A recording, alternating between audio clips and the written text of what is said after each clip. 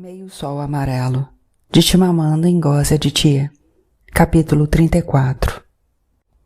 Olana passou o pente de madeira no cabelo de Baby com a máxima delicadeza, mas mesmo assim ficou um tufo grande entre os dentes. O Gu estava sentado num banco, escrevendo. Uma semana se passara e Kainene não voltara.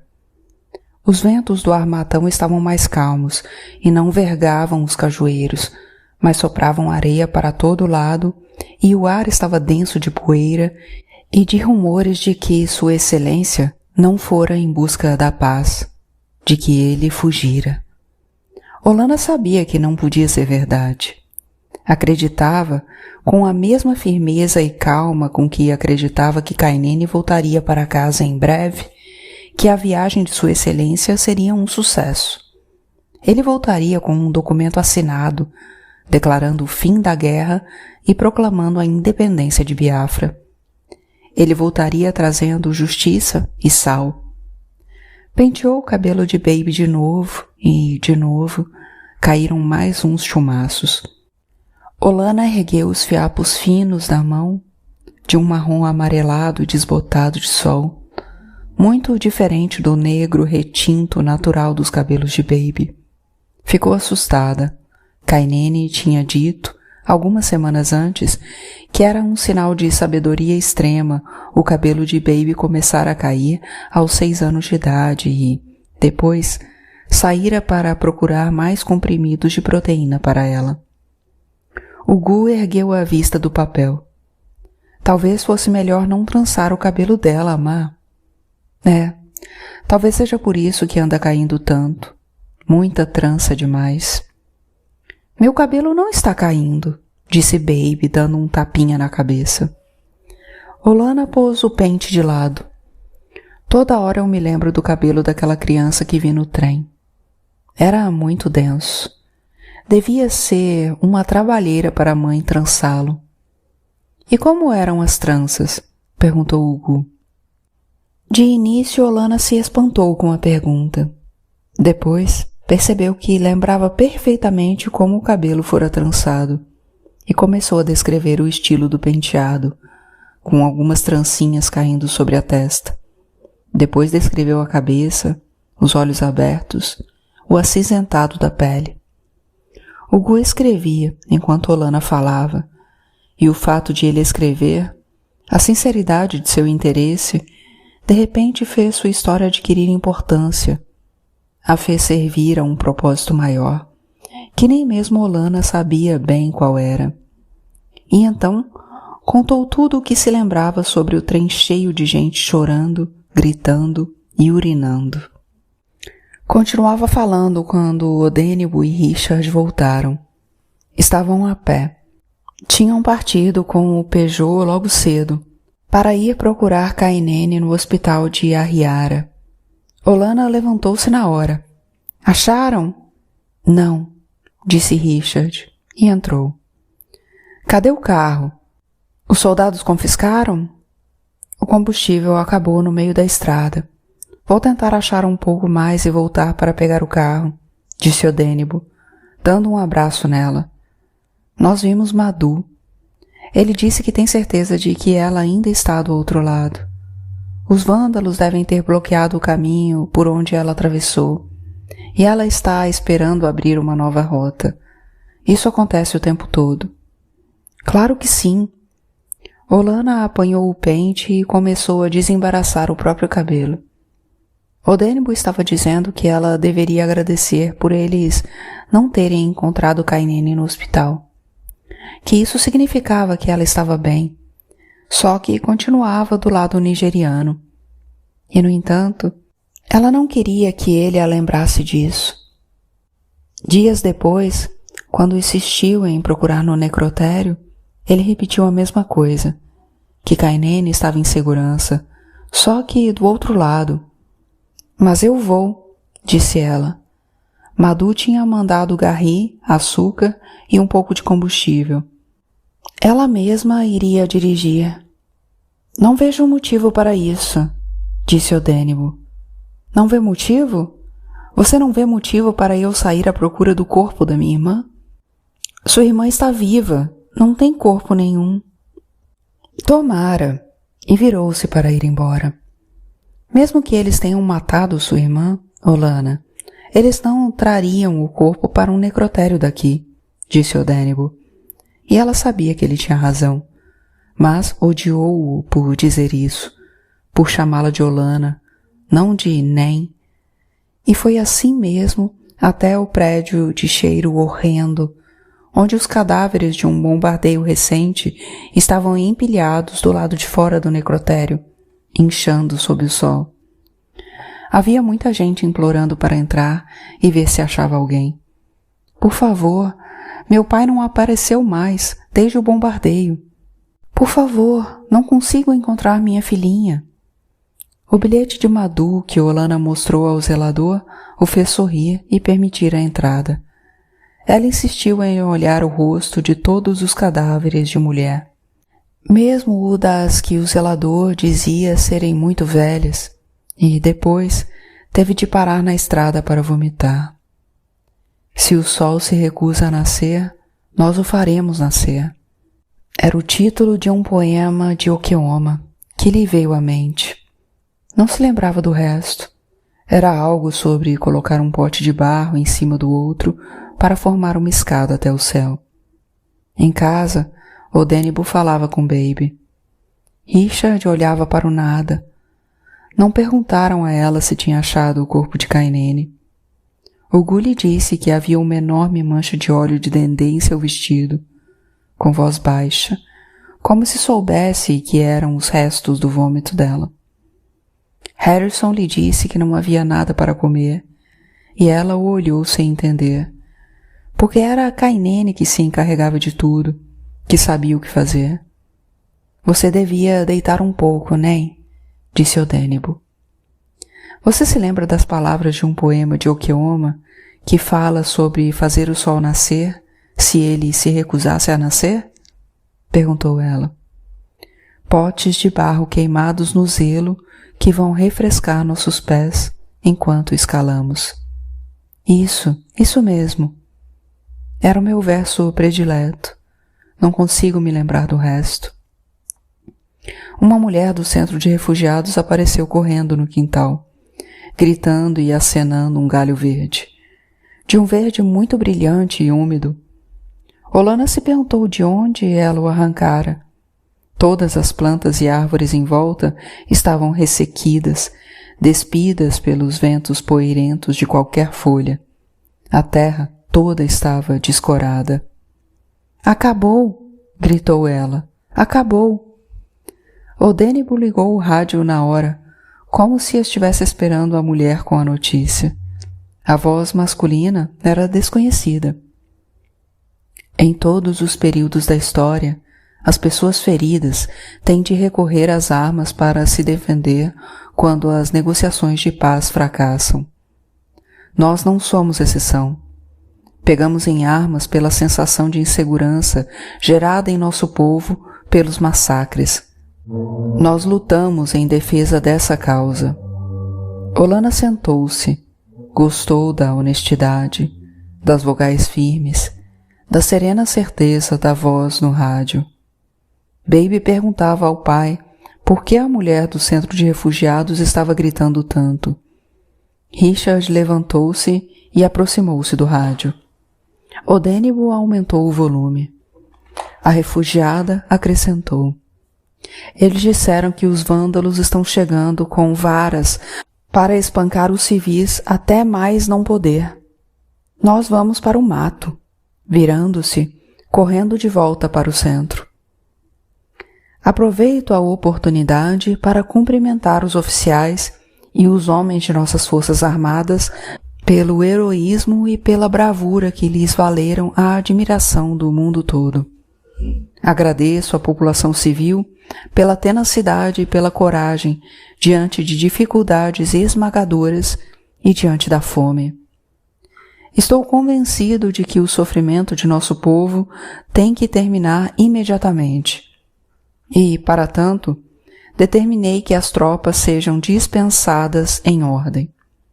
E peço ao general Gowon que seja humano, e que ordene a seus soldados uma pausa, enquanto prosseguem as negociações do armistício. Depois da transmissão, Olana sentiu-se atordoada de descrença. Sentou-se. E agora, Amá?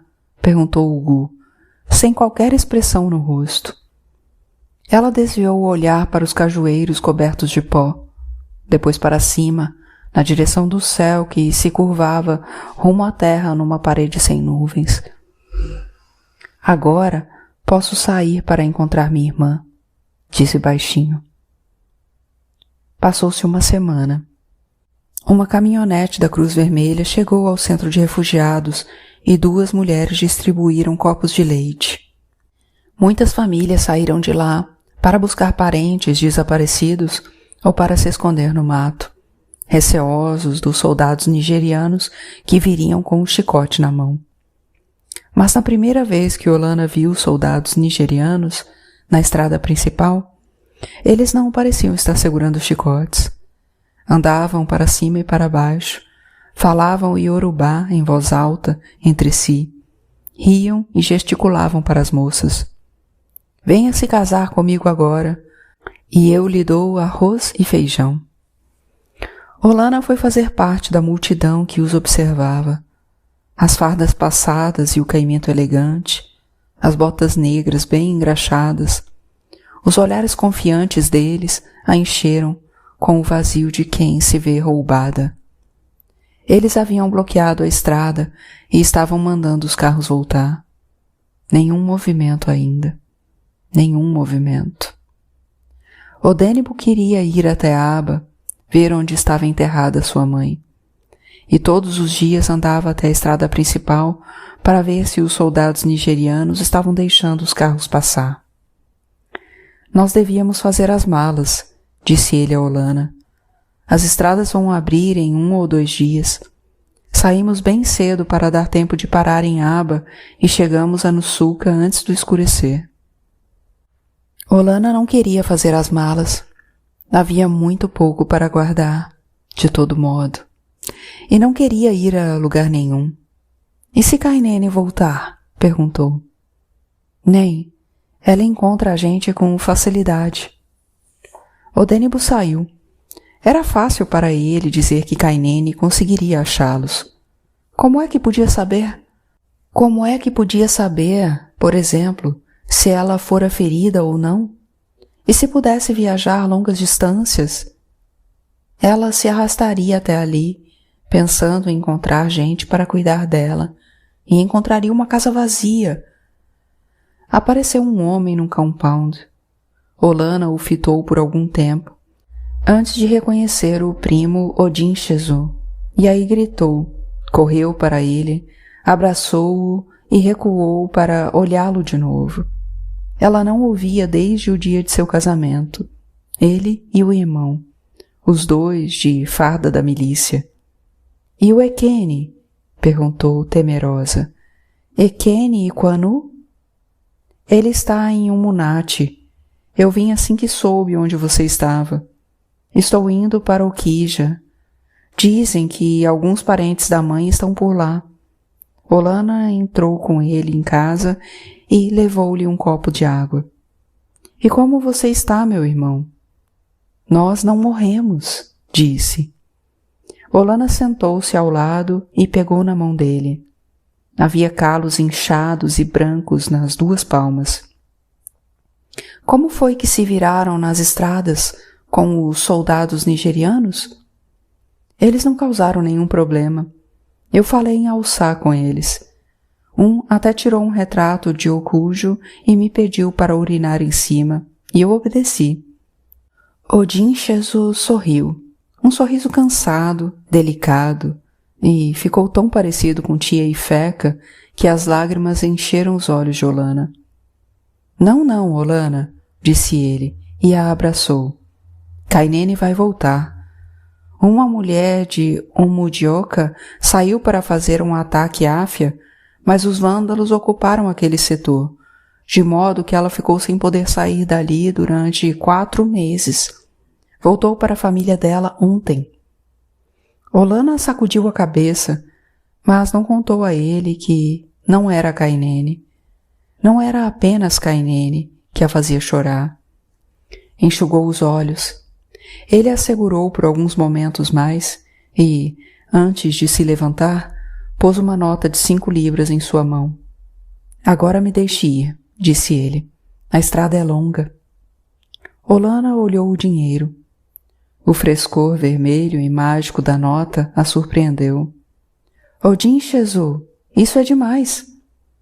Alguns de nós da Biafra 2 tínhamos dinheiro nigeriano e trocamos com eles, mesmo estando na milícia, disse Odin Shezu, encolhendo os ombros. E você não tem dinheiro nigeriano, tem? Ela abanou a cabeça. Nunca tinha visto novo dinheiro nigeriano. Espero que não seja verdade o que andam dizendo, que o governo vai assumir todas as contas bancárias dos biafrenses. Olana encolheu os ombros. Ela não sabia. As notícias eram confusas e contraditórias. Primeiro tinham ouvido dizer que todo o pessoal universitário de Biafra deveria se apresentar para a liberação militar em Enugu. Depois veio a notícia de que deveriam se apresentar em Lagos. E aí, só os envolvidos com os militares biafrenses é que deveriam se apresentar. Mais tarde, quando foi ao mercado com Baby e Ugu, ficou boquiaberta com as montanhas de arroz e feijão exibidas nas bacias, com o deliciosamente mal cheiroso peixe, com a carne sangrenta que atraía as moscas. Alimentos que pareciam ter caído do céu, envoltos num maravilhamento quase perverso. Observou as mulheres biafrenses, regateando, dando o troco em libras nigerianas, como se fosse uma moeda que tivessem usado a vida inteira. Ela comprou um pouco de arroz e peixe seco. Não quis se desfazer de grande parte do dinheiro. Não sabia o que viria pela frente. Odênibo chegou em casa dizendo que as estradas estavam abertas. Nós partimos amanhã. Olana foi para o quarto e começou a chorar. Baby subiu no colchão, deitou do lado e a abraçou. Mamiola, não chore, é biziná, disse Baby, e a pequenez morna dos braços de Baby em seu corpo a fizeram soluçar ainda mais alto. Baby continuou com ela, segurando-a, até ela parar de chorar e enxugar os olhos. Richard partiu aquela noite. Vou procurar Kainene nas cidades vizinhas à região de Ninmail, disse ele. Espere até o amanhecer, disse Olana. Richard abanou a cabeça. Você tem combustível? Perguntou Odênibo. O suficiente para me levar até Ninmail, se eu for em ponto morto nas ladeiras. Olana lhe deu um pouco de seu dinheiro nigeriano antes que ele partisse com Harrison. E, na manhã seguinte, com tudo que tinham dentro do carro, escreveu um bilhete apressado e deixou na sala. Ejimaem, nós estamos indo para a Aba e depois no Suca. Voltaremos em 1 semana para ver como está a casa. Gostaria de ter acrescentado, estou com saudades ou espero que tudo tenha ido bem, mas resolveu que era melhor não. Kainene daria risada e diria algo como, eu não saí para tirar férias, pelo amor de Deus, eu fiquei isolada em território inimigo. Ela entrou no carro e olhou para os cajueiros. A tia Kainene vai para Nusuka também? Perguntou o Baby. Olana virou-se e olhou cuidadosamente para o rosto de Baby, à procura de um sinal de clarividência, de um sinal de que Baby sabia que a tia voltaria. De início, pensou ter visto o sinal, mas depois não teve mais muita certeza. Vai, meu tesouro, disse ela. Tia Kainene vai para Nusuka. Ela ainda está negociando? Está. Odênibo ligou o carro, tirou os óculos e embrulhou-os num pano. Eles tinham ouvido dizer que os soldados nigerianos não gostavam de gente com cara de intelectual. Você consegue ver o suficiente para dirigir? Perguntou Olana. Consigo. Olhou para trás, para Ugu e Baby, antes de sair do compound. Passaram por algumas barreiras, controladas por soldados nigerianos, e Odenigbo murmurava alguma coisa toda vez que eles o deixavam passar. Em Abagana, passaram pela frota destruída da Nigéria, uma longa, enorme coluna de veículos calcinados. Olana não tirava os olhos. Nós fizemos isso. Estendeu a mão e pegou na de Odenigbo. Eles venceram, mas nós fizemos isso, disse ela, e percebeu como era esquisito dizer eles venceram. Dar voz a uma derrota na qual não acreditava. Seu sentimento não era o de ter sido derrotada, era de ter sido enganada. Odenigbo apertou a mão de Olana. Ela pressentiu o nervosismo dele na tensão do maxilar, quando foram se aproximando de Aba. Será que minha casa ainda está de pé? Disse ele. O mato despontara por toda parte. As pequenas casas estavam completamente envolvidas pelo capim amarronzado. Havia uma touceira crescendo no portão do compound da família, e ele estacionou perto. Com o peito subindo e descendo, a respiração ofegante. A casa continuava em pé. Atravessaram um capim denso e seco até lá, e Olana olhou em volta, com medo de ver o esqueleto de Mama jogado em algum lugar. Porém, o primo a enterrara, perto da goiabeira. Havia uma pequena elevação de terra e uma cruz, feita de forma grosseira com 2 galhos. Odenigbo ajoelhou-se ali, puxou um tufo de capim e ficou com ele na mão. Foram para Nusuka em estradas marcadas por buracos de bala e crateras de bomba. Odenigbo tinha que desviar o tempo todo. Viram prédios enegrecidos, telhados explodidos, paredes semidestruídas. Aqui e ali, carcaças calcinadas de carros queimados. Reinava uma estranha calma. Perfis recurvos de abutres enchiam o horizonte. Chegaram a uma barreira.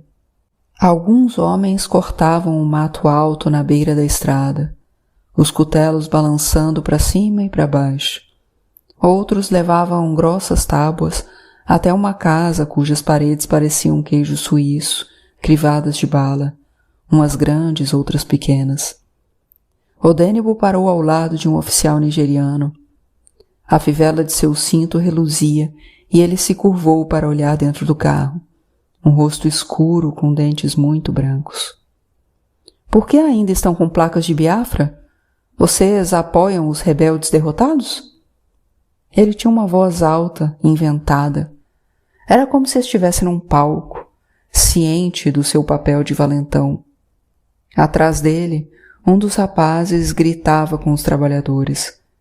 O cadáver de um homem morto jazia no acostamento, junto ao mato. Nós vamos mudar assim que chegarmos a Nusuka, disse Odenigbo. Nusuka? O oficial endireitou o corpo e riu. Sei, a Universidade de Nusuka. Foram vocês que planejaram a revolta com o Juco. Vocês, gente estudada. Odenigbo não disse nada e continuou olhando em frente. O oficial abriu a porta do carro com um puxão violento. Olha, saia e carregue um pouco de lenha para nós. Vamos ver se consegue ajudar uma Nigéria unida. Odenigbo olhou para ele. Para quê? Está perguntando para mim? Eu disse para você sair e ajudar. Um soldado ao lado do oficial apontou a arma. Isso é uma piada, resmungou Odenigbo. Onawa egu. Saia, disse o oficial. Olana abriu a porta. Venham, Odenigbo e Ugu. Baby, fique sentada no carro. Quando Odenigbo saiu, o oficial lhe deu um tapa no rosto com tanta violência, de forma tão inesperada, que ele caiu contra o carro. Baby chorava.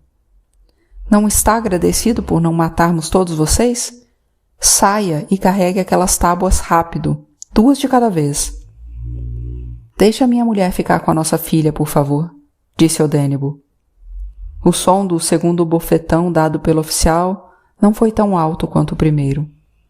Olana não olhou para Odênibo. Concentrou-se cuidadosamente num dos homens que levava uma pilha de blocos de concreto, as costas nuas e magras, cobertas de suor. Depois andou até a pilha de tábuas e apanhou 2. De início, tropeçou sob o peso. Não esperava que fossem tão pesadas. Depois se equilibrou e começou a andar com elas até a casa. Quando largou as tábuas, estava transpirando. Reparou nos olhos de cobiça de um dos soldados, que a seguiam como se pudessem atravessar as roupas. Na segunda viagem, ele tinha se aproximado e estava de pé ao lado da pilha. Olana olhou para ele. Depois chamou. Oficial! O oficial tinha acabado de deixar um carro passar. Virou-se. O que foi? Acho melhor o senhor dizer para o rapaz aqui que é bom ele nem pensar em me tocar, disse Olana. O Gu estava atrás e Olana pressentiu a hora em que prendeu a respiração, em pânico com a ousadia dela. Porém o oficial riu. Parecia ao mesmo tempo espantado e impressionado. Ninguém vai tocar em você, disse ele. Meus rapazes são treinados. Não são como aqueles rebeldes sujos que seu povo chama de exército. Parou outro carro, um Peugeot 403. Saia do carro já! Um homenzinho pequeno saltou e parou ao lado do carro. O oficial estendeu o braço, puxou os óculos do rosto dele e os jogou no mato. Ah, agora não consegue ver nada? Mas conseguia ver para escrever propaganda em nome de Ojuco, certo?